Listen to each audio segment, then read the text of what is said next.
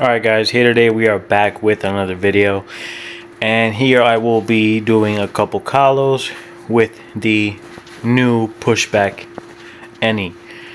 In this Kolo, I am versing a sack. I believe he was a strength sack. This was, I believe, my third Kolo in. My first two did not go so well. Obviously, I have not played any in a while, so getting back into PvP with an Eni, I had to, go through some trial and error. And I believe I get the gist of it now. Right now, I'm giving AP to my summon.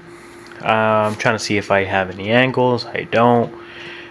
Then I walk up to, take a look. This one was a couple days ago.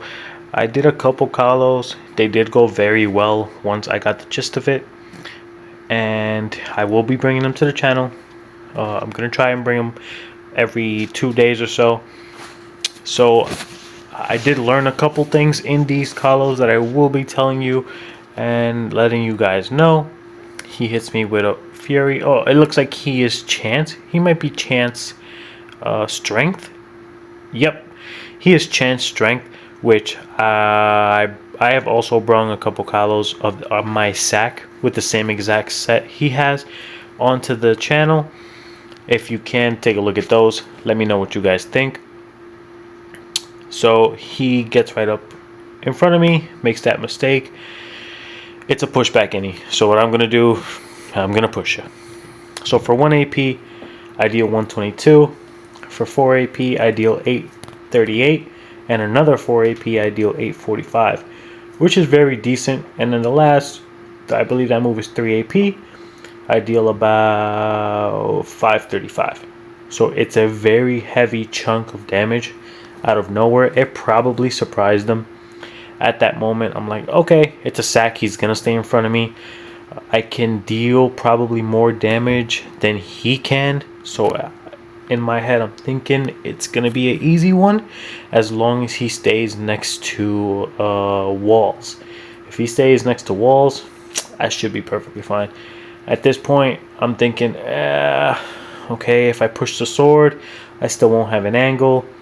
So, and then if I push him down, it's not going to be a wall. So, might as well. I'll release him. So I release him all the way to my summon. Another 4 AP.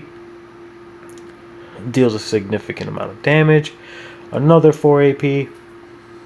Deals 870. 870 with 4 AP. And he has decent res too. He has no pushback res, which isn't obvious. And then I deal with 1 more AP. It took me a while to decide what I was going to do. With 1 AP, I deal 244, and then I push him one more time, get him away. It's a sack, so he does have to come for me. Here, he's asking me, what set am I running? I don't really like to answer and talk back while I am fighting. So at this moment, I figure out that my Dofus does affect me based on what the enemy is doing. So I have the black spotted Dofus. So he was supposed to push me to the center of his attack. So because I have my Dofus, it pushed me an additional cell. So it screwed him up and then made him waste 2 more AP and deal less damage. So you learn all these little things here and there. He deals a significant amount of damage, heals, but that really messed him up. So now I know that when I have the black spotted Dofus and someone is trying to move me, I am moving an additional cell. I don't know if that works for me on like Shram traps. I'm not too sure. So I deal more damage for another 4 AP, 554, and then I finish him off. And there goes the sack. And now for this match, it is versing a Shram, a class that I hate going up against. I hate going up against Shrams, and I hate going up against Osas. Those are the 2 classes. Okay, there's 3. There's definitely 3. And Rogues. So Shram, Osas, and Rogues. Those are the 3 classes I do not like going up against. So at this point, I placed my summon out. Give us both AP. And I think, okay, let me put my flask here so I can switch with it, get me closer to the Shram. So at this point, I'm just looking for angles. I gotta get as close as possible, as fast as possible, and deal as much damage as I can. A Shram is gonna want to go invisible ASAP. So, and this was an Agi Shram at that. You know, Agi Shrams, they deal a lot of damage, but they also do like being up close. So that came into my benefit. If this was a Intel Earth Shram, I would have gotten obliterated, guaranteed. I do not know how to deal with those Shrams. I just can't. Too many traps. One day I'll learn, just not today. So at this point, he places the poison on me. He places the trap poisons on me. So he's dealing 445. This set does give decent Agi res, so that I am grateful for. I waste 1 AP and push in the flask. I switch places with his summon so that I can get closer to him. It took me a little bit to decide if I really wanted to do it. Switch places, walk up, and at this point, I'm just trying to deal damage. That costs 3 AP, it heals me a tiny bit, and after that, I deal that pushback damage move, which does 682. And since I did put the cursed mark on him, it did not steal, it took an MP from him, but I did push him, and he has a tenacious shield, so it gave him an MP. At this point, he deals as much damage as he can with his Agi moves. He dealt that, I don't know the name of it. He dealt that Agi move that basically it heals him it deals additional damage per poison he has on me.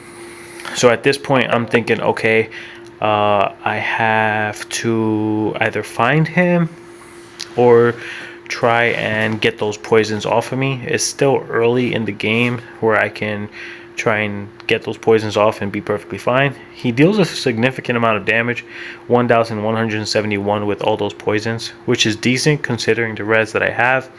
If I had shitty earth res, I probably would have gotten hit with 2k easily. So at this point, I give myself the AP back. I unbewitch all those poisons from me. That way I start fresh and he has to start again. I try to find him, cannot find him. You know, Shrams are really tricky now. Shrams also have been taking advantage of that new black spotted Dofus. So the repelling, I believe it's called the repelling trap, instead of pushing them 2 cells, it's pushing them 3 cells now. And then so that's the repelling, and then the other, I don't remember what the name is of the other trap. Oh, the tricky trap. So instead of attracting them 1 cell now, it's attracting them 2 cells. So Shrams have a lot of movement now with that black spotted Dofus. They're able to go from one point of the map to another really quick. They are able to cover a lot of distance. I don't think a lot of people know that. That is something I do want to let you guys be aware of. I did figure that out in this match.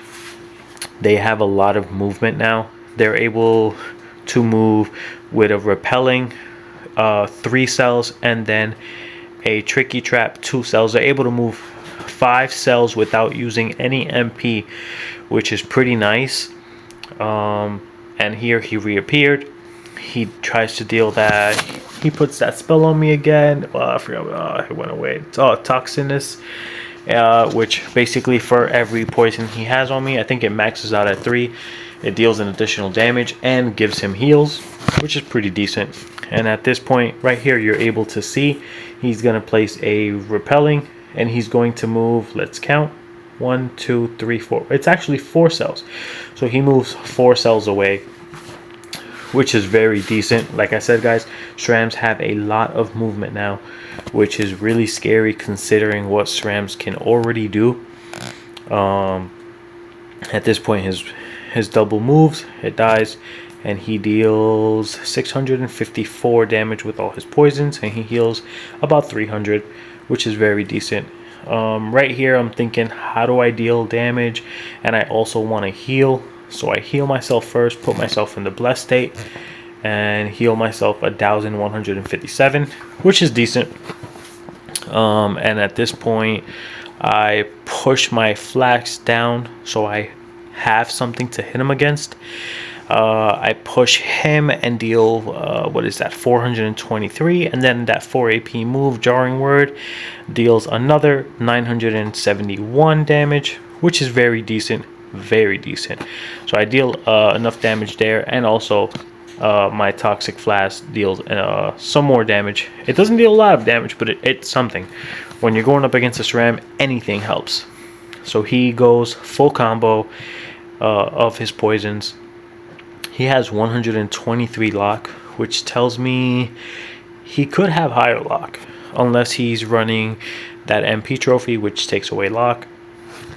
So at this point, he deals as much damage as possible.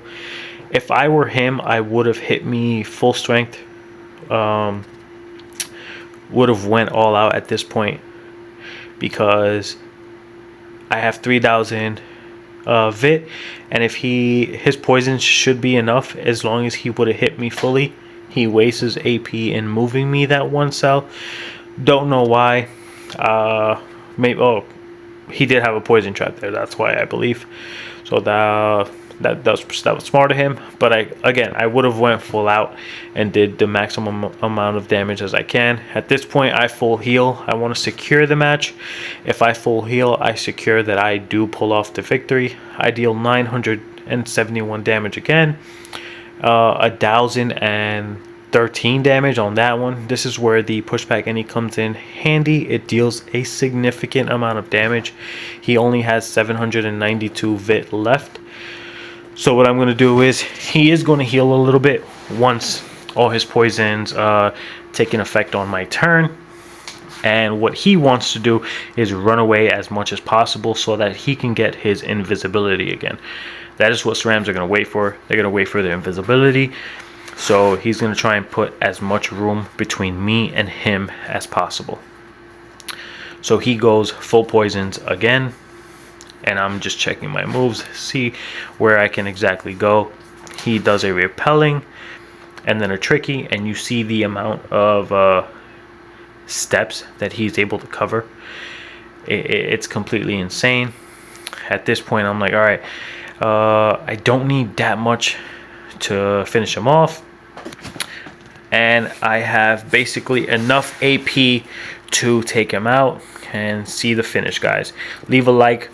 Subscribe, a comment down below, and let me know what you guys think of the Eni. Peace.